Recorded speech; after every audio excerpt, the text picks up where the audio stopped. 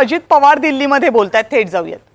कोशिश करूंगा कि हमारे पार्टी के युवा president, national youth president mister Dheeraj ji की जिम्मेवारी हमने उनके ऊपर सौंपी है. उनका लेटर अभी आप सबके सामने हमने दिया है. मैं उनका अभिनंदन करता हूं और आगे के काम के लिए भी उनको शुभकामनाएं देता हूं. आज हम सब दिल्ली आने का कारण ये है कि आपको पता है तीसरी दफ़ा देश के प्रधानमंत्री नरेंद्र मोदी साहब, उनका उच्च सेरेमनी है. एनडीए का राष्ट्रवादी कांग्रेस पार्टी एक घटक है. जब लोकसभा की चुनाव हुए, वो चुनाव होने के बाद 2-3 दफ़ा एनडीए की मीटिंग हुई. शुरू में जो मीटिंग हुई उसमें मैं आ नहीं सका, मैं बम्बई में था, लेकिन हमारे पार्टी की तरफ से प्रफुल्ल भाई को और सुनील तटकरे साहब को भेजा था. और फिर नेक्स्ट टाइम भी सभी जो संसद मेंबर है, जो नवनिर्वाचित होकर आए हैं, उनकी एक मीटिंग थी. एनडीए के सभी नेता उनकी एक मीटिंग थी. वो मीटिंग के लिए अपने सेंट्रल हॉल में वो मीटिंग हुई, आपको सबको पता है. और उसमें सब एनडीए के घटक पक्षों ने प्रधानमंत्री जी के बारे में तीसरी दफ़ा की जिम्मेवारी मोदी साहब के ऊपर दे दी और वो कार्यक्रम हुआ. और उसके बाद आज हम ओथ सेरेमनी के लिए आए हैं. एक बात सही है कि दोपहर को मुझे पता चला कि हमारे डिप्टी चीफ मिनिस्टर बीजेपी के जो देवेंद्र फडणवीस जी है महाराष्ट्र गवर्नमेंट में, हमारी महायुति के डिप्टी चीफ मिनिस्टर, तो उन्होंने एक स्टेटमेंट किया है. हमें कल रात को कांटेक्ट किया था. उससे पहले हम सब राजनाथ सिंह जी, अमित भाई और नड्डा जी, इनके साथ एक हमारी मीटिंग भी हुई. हमारे थोड़े बहुत महाराष्ट्र के जो लोकसभा के चुनाव हुए हैं, पूरे देश में हुए, लेकिन महाराष्ट्र के बारे में ये रिजल्ट ऐसा क्यों आया उसके बारे में थोड़ी बहुत चर्चा हुई. और तब मैंने उनको रिक्वेस्ट की थी कि हमारे आज लोकसभा का एक मेंबर है और राज्यसभा का एक मेंबर है, लेकिन 2-3 महीने में हमारे राज्यसभा के टोटल 3 मेंबर होने वाले हैं और लोकसभा के खुद सुनील तटकरे साहब है. ऐसा टोटल राष्ट्रवादी कांग्रेस पार्टी की मेंबरों की सदस्य संख्या पार्लियामेंट में और पार्लियामेंट में 4 होने जा रही है, राज्यसभा और लोकसभा पकड़ के. तो हमें एक सीट मिलनी चाहिए, ऐसे हमारी बात हुई. वो बोले ठीक है, आपका कहना सही है. लेकिन उसके बाद कल उनका हमें मैसेज आया कि हम इंडिपेंडेंट चार्ज जैसा हमारे शिंदे साहब की पार्टी को दिया है, वैसा एक मेंबर लेना चाहते हैं. तो आप सभी को पता है, पूरे देश को पता है, प्रफुल्ल पटेल साहब, उन्होंने कैबिनेट मिनिस्टर के नाते बहुत दफ़ा सेंट्रल में काम किया है और कैबिनेट मिनिस्टर होते हुए फिर इंडिपेंडेंट चार्ज लेना हमें ठीक नहीं लगा. इसीलिए हमने बताया कि हम रुकने के लिए कुछ दिन के लिए तैयार है, लेकिन हमें कैबिनेट मिनिस्टरशिप चाहिए. तो ये सुनने के बाद वो बोले ठीक है, और फिर उन्होंने जो ऑफ़र की थी इंडिपेंडेंट चार्ज की, वो हमने नकार दी. ऐसा जो भी कल से बात हुई उसके बारे में ये सब हुआ है. और आज अभी 7:15 को मेरे ख्याल से सबको ओथ सेरेमनी के लिए बुलाया है. इसमें हम भी जा रहे हैं एज अ एनडीए के मेंबर के नाते.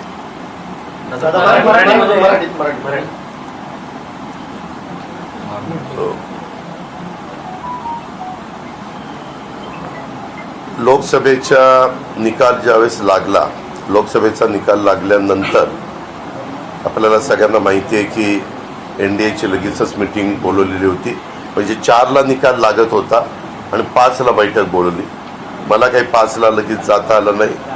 मी आमच्या पार्टीचे प्रफुल्लभाई आणि सुनील तटकरे साहेबांना सांगितलं की आपण दोघं जण त्या मीटिंगला जावा, मी पुढच्या मीटिंगला मग आपण सगळेच जाऊ. आणि त्या प्रकारे हे दोघं मीटिंगला गेले होते. त्याच्यामध्ये आपल्याला सगळ्यांना माहिती असेल की नितीश कुमार आणि चंद्रबाबू नायडू हे NDAचे मूळ सगळेच घटक पक्ष आहेत, परंतु त्यांची स्ट्रेंथ जास्त असल्यामुळं त्यांच्या दोघांच्या म्हणण्याला एक महत्त्व तिथं प्राप्त झालेलं होतं. आणि त्याच्या आधी मीडियामध्ये वेगवेगळ्या प्रकारच्या बातम्या येत होत्या, आपण पण सगळ्यांनी पाहिलेलं आहे. आणि त्यावेळेस स्वतः चंद्रबाबू नायडू आणि नितीश कुमार यांनी सांगितलं की ताबडतोब दिवस आता तुम्ही पुढं ढकलू नका, ताबडतोब NDAची बैठक घ्या. NDAच्या बैठकीमध्ये NDAचे प्रमुख या नात्याने NDA दल के नेता ह्या नात्याने आपण पंतप्रधान नरेंद्र मोदी साहेबांची निवड करू आणि ती निवड करून त्याच्याकरता सगळ्याच NDAच्या प्रमुखांना बोलवा, सगळ्या लोकसभा नवनिर्वाचित सदस्यांना बोलवा, राज्यसभेच्या सदस्यांना बोलवा. आणि तशा प्रकारची लगेचच मीटिंग माझ्या माहितीप्रमाणे 7 तारखेला झाली. 7 तारखेच्या बैठकीमध्ये आम्ही सगळेजण आलेलो होतो. तिथं 11 वाजता बैठक सुरू झाली, जवळपास 2 वाजेपर्यंत बैठक चाललेली होती.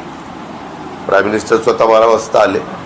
आणि त्याच्यानंतर आम्ही सगळे प्रमुख NDAचे घटक हे नड्डाजी, राजनाथ सिंग, चंद्रबाबू नायडू, नितीश कुमार आणि अमित भाई असे सगळेच मिळून राष्ट्रपती महोदयांच्याकडे गेलो. राष्ट्रपती महोदयांनी पण आम्हाला वेळ दिलेली होती. तिथं आम्ही सगळ्या NDAच्या घटक पक्षांचं पत्र सादर केलं.